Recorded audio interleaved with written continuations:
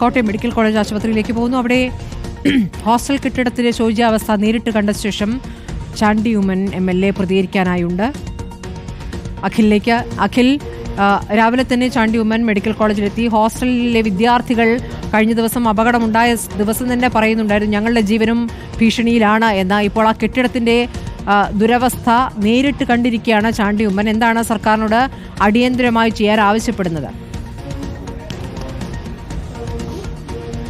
ഈ വിഷയത്തിൽ അടിയന്തരമായ ഇടപെടൽ വേണമെന്നുള്ളത് തന്നെ. കാരണം പല മുറികളിൽ നിന്നും ഈ ചെടികൾ പോലും മുറിക്കുള്ളിലേക്ക് അടക്കം വളർന്നു വന്ന പുറത്തേക്ക് ഉള്ളിലൂടെ വളർന്നു വരുന്ന സാഹചര്യം ഉണ്ട് എന്നുള്ളത് നമ്മൾ തൊട്ട് മുൻ കയറി റൂമിൽ മുറിയുടെ വാങ്ങുന്ന മിക്ക മുറികളുടെയും അവസ്ഥ ഇതാണെന്ന്. ഇപ്പോൾ എന്തായാലും ഇത് മൊത്തം ഹോസ്റ്റലിൽ മുഴുവൻ നടന്നു കണ്ട ആദ്യമായിട്ടായിരിക്കും ജനപ്രതി ഒരുപക്ഷെ ഈ ഹോസ്റ്റലിലേക്ക് ഇത്തരത്തിൽ പ്രശ്നം ഉന്നയിക്കുമ്പോൾ പോലും വരുന്നത്. എന്തായാലും ചാണ്ടിയുമ്മൻ ഹോസ്റ്റൽ മുഴുവൻ നടന്ന് കണ്ടിട്ട് വന്നിരിക്കുന്നു. വിദ്യാർത്ഥികളോട് സംസാരിക്കുകയും ചെയ്തു. എന്താണ് അപ്പോൾ അത് കണ്ടതിന് ശേഷം? അല്ല, വളരെ ശോചനീയമായ സാഹചര്യമാണ് ഇവിടുത്തെ സാധാരണക്കാരൻ്റെ ചികിത്സാ കേന്ദ്രമാണ് മെഡിക്കൽ കോളേജ്.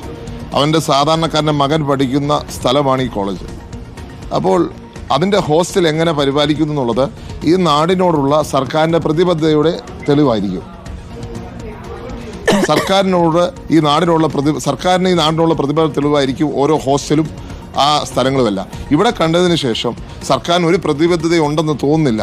കാരണം ഇവിടുത്തെ കയറി വരുന്ന റോഡ് തൊട്ട് അകത്തോട്ട് കയറിയാൽ ആ മുറിയുടെ ബിൽഡിങ്ങിൻ്റെ സാഹചര്യം, ഇവിടെ ഒരു അപകടം സംഭവിച്ചാൽ ആരുത്തരം പറയും? അന്നും പറയും ഞങ്ങൾ അറിഞ്ഞില്ല, ഇവിടെ ഒഴിച്ചിടാൻ പറഞ്ഞതാണ്. അതുകൊണ്ട് അടിയന്തരമായി പഞ്ചായത്തിൻ്റെ വന്ന ഫിറ്റ്നസ് പരിശോധിച്ച് അടിയന്തരമായ തീരുമാനം സർക്കാർ എടുക്കണം. അത് റിനോവേഷൻ ആണെങ്കിൽ അങ്ങനെ, മറ്റൊരു തരത്തിലാണ് അങ്ങനെ. പക്ഷേ ഇവിടുത്തെ ഒരു വിദ്യാർത്ഥിയെ പോലും വഴിയാധാരമാക്കാൻ സമ്മതിക്കത്തില്ല. സർക്കാർ ചെലവിൽ തന്നെ അവരെ പാർപ്പിച്ച് സർക്കാർ ചെലവിൽ തന്നെ അവരെ സംരക്ഷിക്കുവാൻ സർക്കാർ മനസ്സ് കാണിക്കണം. അതല്ലാതെ ഈ ഹോസ്റ്റലിന്റെ പേരിൽ അവരെ വഴിയിലാക്കുന്ന സംവിധാനം ഞങ്ങൾ അനുവദിക്കത്തില്ല. പക്ഷേ ഇപ്പോൾ 250-ലധികം വിദ്യാർത്ഥികൾ ആ മെൻസ് ഹോസ്റ്റലുണ്ടെന്നാണ് ഞാൻ മനസ്സിലാക്കുന്നത്. ആ ഹോസ്റ്റലിലെ ദയനീയ അവസ്ഥ അങ്ങ് പോയി കണ്ടല്ലോ. ഏത് സമയവും നിലംപൊത്താവുന്നൊരു സ്ഥിതിയുണ്ട്. ഈ ബിന്ദുവിൻ്റെ അപകടമുണ്ടായ ദിവസം തന്നെ ഈ മെൻസ് ഹോസ്റ്റലിലെ വിദ്യാർത്ഥികൾ ഞങ്ങളെയും വിളിച്ചിരുന്നു. ഞങ്ങളുടെ താമസ സ്ഥലവും അപകടാവസ്ഥയിലാണ് എന്ന് പറഞ്ഞിരുന്നു. അങ്ങിപ്പോൾ ആ കെട്ടിടം പോയി കാണുകയും ചെയ്തു. സീലിംഗ് ഒക്കെ അടർന്ന് താഴേക്ക് വീണ് വൃത്തിഹീനമായ സാഹചര്യം കൂടിയാണ്. ഇപ്പോൾ ഇവരെ മാറ്റിപ്പാർപ്പിക്കുന്നതിലേക്ക് സർക്കാർ ആലോചന എന്തെങ്കിലും നടക്കുന്നുണ്ടോ? അങ്ങനെ എന്തെങ്കിലും കെട്ടിടമുണ്ടോ? അവരോട് സ്വന്തം ചെലവിൽ താമസിക്കാൻ സർക്കാർ നിർബന്ധിക്കരുത് എന്നങ്ങ് പറയുന്നു. അപ്പോൾ ആശുപത്രി അധികൃതരുമായി സംസാരിച്ചപ്പോൾ അങ്ങനെ എന്തെങ്കിലും ആശയമാണോ അവരുടെ ഉള്ളിലുള്ളത്?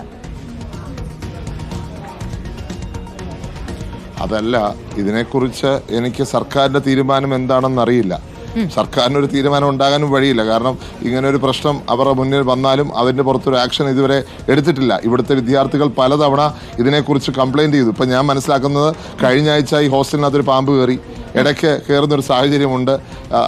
അങ്ങനെയുള്ള ഒരു സാഹചര്യമുണ്ട്. വൃത്തിഹീനമായ സാഹചര്യം, അതുപോലെ തന്നെ കാട് പിടിച്ച് കിടക്കുകയാണ് പല സ്ഥലങ്ങൾ.